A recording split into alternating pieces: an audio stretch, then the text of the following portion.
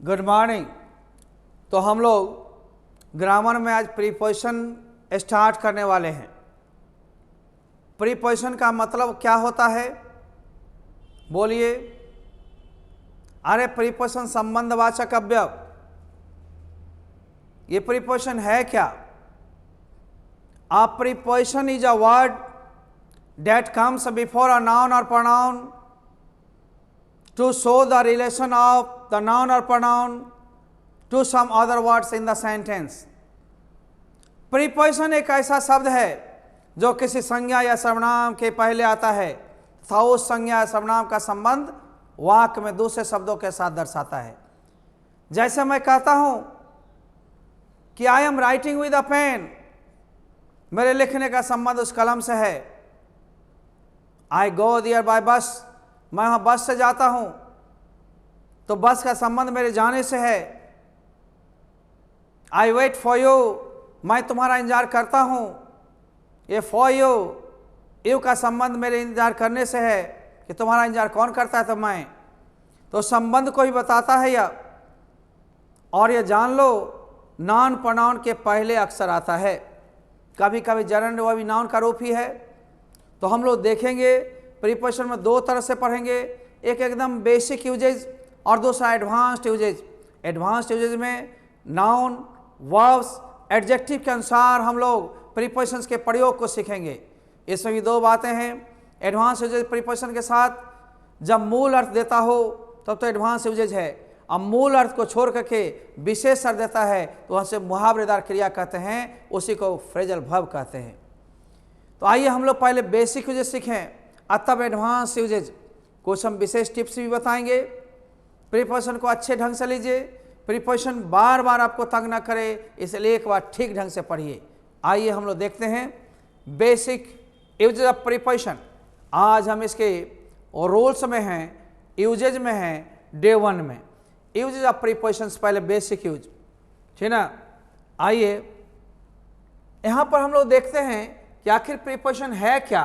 तो मैंने अभी बताया था, a preposition is a word that comes before a noun pronoun and show the relation of the noun और pronoun to other words in the sentence.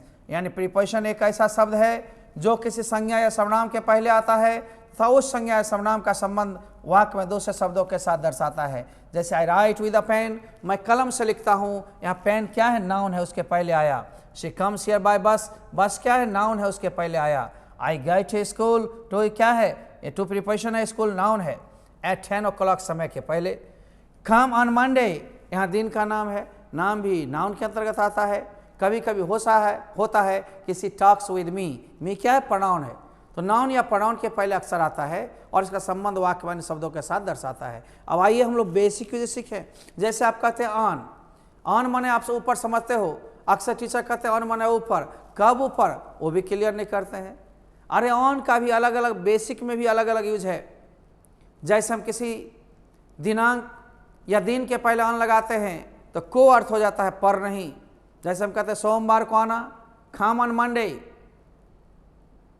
वह 5 तारीख को मर गया, ही डाइड ऑन 5 अक्टूबर हो, नवंबर हो, जिसमें हो। हम महीना में नहीं बोल रहे हैं, जहाँ बोल रहे हैं वहीं। ऑन का मतलब कोई यांत्रिक सामान को चालू करना जिसमें बटन स्विच सिस्टम हो।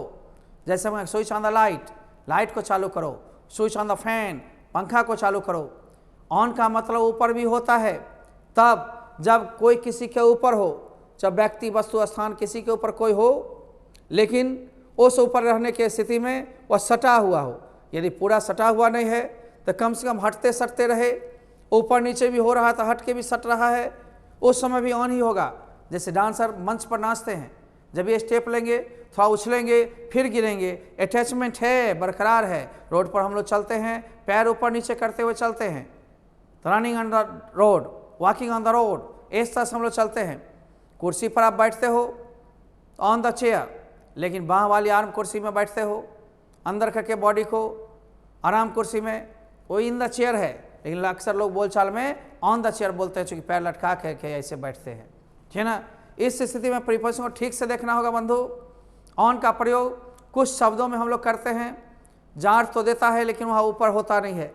जैसे कहते हैं ऑन ड्यूटी, काम पर, ऑन इमरजेंसी ड्यूटी, आपातकालीन काम पर, ऑन फुट, पैदल वगैरह। इसलिए हम लोग बेसिक से शुरू कर रहे हैं और एक ही अर्थ नहीं अनेक अर्थों में जानेंगे, नहीं तो फिर वही बात होगी जो हाई स्कूल से निकल कर आई है। थोड़े से अलग ढंग से पढ़ो, पकड़ो, फिर हम एडवांस्ड यूजेज में चलेंगे और उसको थोड़ा सा रटवाएंगे भी। जो शब्द ग्रुप है रटना भी पड़ेगा, समझना भी पड़ेगा। आइए हम बेसिक जो प्रीपोजिशन में ऑन का प्रयोग पहला पढ़ रहे हैं। ऑन का प्रयोग अभी विभिन्न रूप से हमने समझाया है, तो उसको देख लीजिए। ऑन का को के अर्थ में प्रयोग किसी दिन या दिनांक के पहले, देखते हैं ना हिंदी इंग्लिश दोनों दे दिया। जैसे ही कैम हियर ऑन मंडे, अब यहाँ दिन के पहले है 16 जुलाई 2005, यहाँ दिनांक के पहले है, तो यहाँ पर बाबू पर अर्थ नहीं है, को है, ठीक ना। जैसे वह यहाँ सोमवार को आया, राजीव 16 जुलाई 2005 को मर गया। ऑन का प्रयोग चालू करना के अर्थ में किसी भी इंस्ट्रूमेंट के पहले जिसमें स्विच सिस्टम हो, बटन सिस्टम हो, और स्विच करते हो तो स्टार्ट होता है, स्टॉप करते हो बंद होता है। यहाँ स्विच ऑन चालू कर दिया, स्विच ऑफ बंद हो गया। जैसे हम कहा स्विच ऑन द फैन, पंखा को चालू करो, switch on the TV, TV को चालू करो। ये नहीं जो स्विच के साथ टीवी पर छड़प जाओ, ना ना ना। आगे देखो, तो हम लोग देखते हैं ना ऑन का प्रयोग चालू करना के अर्थ में यंत्र के पहले जो किसी स्विच के साथ हो। जैसे स्विच ऑन द फैन, पंखा को चालू करो, बॉल को चालू करो, टीवी या रेडियो को चालू करो। ऑन का प्रयोग के ऊपर या पर के अर्थ में भी होगा किसी नॉन प्रोनाउन के पहले जब टचिंग का सेंस हो, ऊपर रहते हुए एक दूसरे सटा हुआ हो या हटते सटते रहे तब। तो आप देखते हो ऑन का प्रयोग के ऊपर या पर के अर्थ में किसी नॉन प्रोनाउन के पहले तब कहता है जब स्पर्श का बोध हो। सर स्पर्श नहीं होगा, थोड़ा उठ जाएगा, नहीं सटेगा तब, तो हम लोग अव सिखाएंगे। ओ भी आवा, एकदम ऊपर चल जाएगा, छूना मुश्किल, एबव होगा, इसको अबव कहते हैं हम लोग। इस तरह से आप अलग अलग प्रयोग करते हो, एक ही प्रयोग नहीं, एक ही अर्थ में नहीं, कि अर्थ तो एक ही है। ठीक से देखिए, जैसे I am sitting on the chair, there was a cap on your head, तुम्हारे सिर के ऊपर में क्या था, कैप था, तो वहाँ सटा हुआ रहता है ना, इसलिए ऑन। जादूगर थोड़ा देर के लिए ऊपर कर देगा तो उस टाइम अवा होगा। पंखा हमारे सिर के ऊपर घूम रहे, अवा होगा, वो सट करके नहीं घूमता। आगे इसे भी याद रखो, ऑन लीव छुट्टी पर, ऑन ड्यूटी या ऑन फुट पैदल, ऑन ड्यूटी काम पर। जैसे आई वाज ऑन लीव, मैं छुट्टी पर था। ही कम्स ऑन फुट, वो पैदल आता है। ही इज ऑन ड्यूटी, ये सब रटोगे और भी एडवांस में थोड़ा और देंगे, अभी तो चस्का लगा रहे हैं, शुरुआती है, तो थोड़ा देखते रहिएगा। आगे आइए, यूजेज ऑफ बाय। अब बाय में भी लोग अक्सर कहता है कि बाय का मतलब द्वारा होता है, और द्वारा कब होगा, जब पेशिव वॉइस में होगा तब, हर वक्त नहीं। बाय का जब ट्रांसपोर्ट के पहले आएगा तो से अर्थ होगा। जैसे वह बस से आती है, शी कम्स बाय बस। मैं ट्रेन से पटना जाता हूँ, I get to Patna by train. मैं कार से यहाँ आता हूँ, I come here by car. इस तरह से यूज करेंगे। बाय का प्रयोग समय के पहले, निश्चित समय के पहले तक के अर्थ में। जैसे कहेंगे 6 बजे तक आ जाना, कम हियर बाय 6 o'clock। बाय का मतलब बिसाइड, यानी बिसाइड का मतलब के बगल में। जैसे come and sit by me, या there was a tree beside the temple, या बाय द टेम्पल, इस तरह से यूज करेंगे। अब बाय जब पेसिव वॉइस में होता है तब द्वारा होता है। तो पहला यूज हम देखें, बाय का प्रयोग से के अर्थ में is used before means of transport, यानी बाय का प्रयोग से के अर्थ में किसी यातायात के साधन के पहले। जैसे ही comes here, by train, by bus, by scooter. By का प्रयोग तक के अर्थ में किसी पॉइंट ऑफ टाइम, निश्चित समय के पहले। जैसे आप लोग कहते हो he will complete his work by tomorrow, कल तक कर लेगा। कम हियर बाय 6 o'clock, 6 बजे तक यहाँ जाना। बाय का प्रयोग समीप या नज़दीक के अर्थ में। जैसे हम कहते हैं किसी नॉन प्रोनाउन के समीप या नज़दीक के अर्थ में, तो हम लगाएंगे there is temple by the river, नदी के एकदम समीप में सटा हुआ, किनारे में है तो on the bank of the river हो जाएगा, एकदम सटा हुआ नीचे, जब पानी थोड़ा बढ़ता है तो मंदिर में घुस जाता है, उस स्थिति में।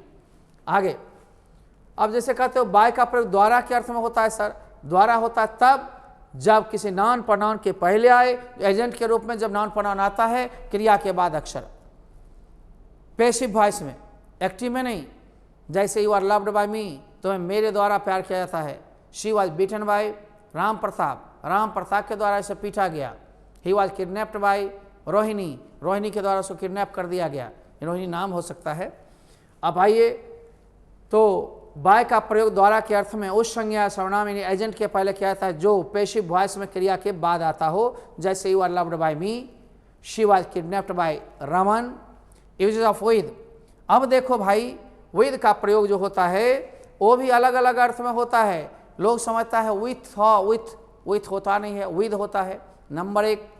नंबर 2, विद का प्रयोग हम लोग दो ढंग से करेंगे। एक, किसी औजार के पहले विद लगाएंगे तो से हो जाएगा, और जब किसी के साथ होंगे तो के साथ भी होता है। तो के साथ वाला तो हम लोग जानते हैं, लेकिन औजार या टूल्स के पहले होगा तो से। जैसे मैं चाकू से तुम्हारा नाक काट दूंगा, I shall cut your nose with a knife. मैं चम्मच से खाता हूँ, आई ईट विद अ स्पून, ठीक है ना। इस तरह से यूज करना।